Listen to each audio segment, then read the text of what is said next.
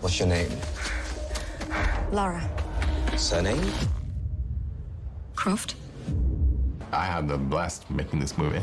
Roar Uthaug est un homme heureux. Le réalisateur norvégien fait en effet ses grands débuts sur la scène internationale avec le reboot de Tomb Raider. I grew up on American blockbusters, watching movies like the Indiana Jones movies. So it was always a dream to one day make a movie like that. You have a lot more resources, have a lot of more toys to play with, and the opportunity to kind of really create the images that you have in your mind.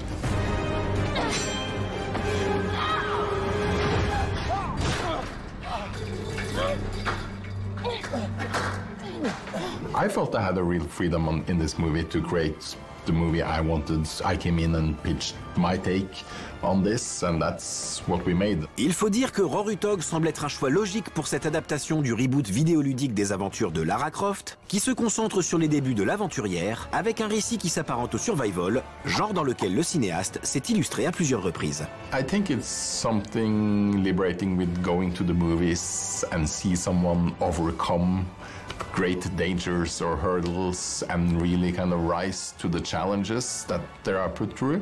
And I think that's really what Lara is doing in this movie, is she is becoming the Tomb Raider she was meant to be. Un principe narratif qui impose que le personnage quitte ses oripeaux de pin-up numérique pour être plus incarné.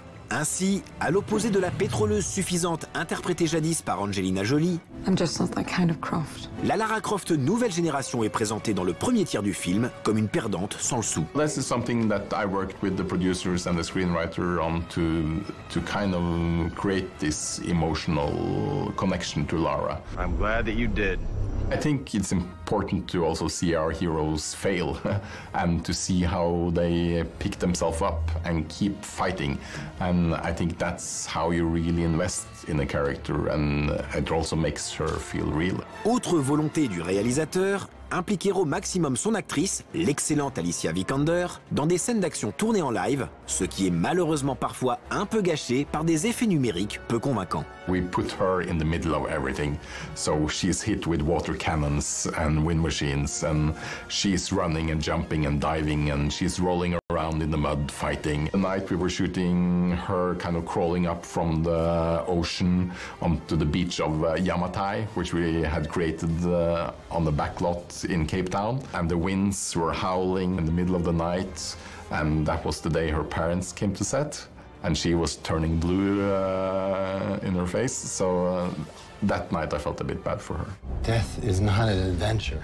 But it was important to get that authentic feel to it, that she was doing it and that we were doing as much as possible for real and not with CG and green screens. Il demeure la grande question de la fidélité aux jeux vidéo, le cinéma et l'industrie vidéoludique n'étant jusqu'à présent jamais parvenus à un mariage harmonieux. Well, we always had the video game in the back of our mind, but it was important to us that this movie felt like its own entity and didn't take too much from the game, but we wanted to give the fans a little bit of respect. We know how much they enjoyed the games and Lara as a character, so it was important to give them small Easter eggs that they would enjoy.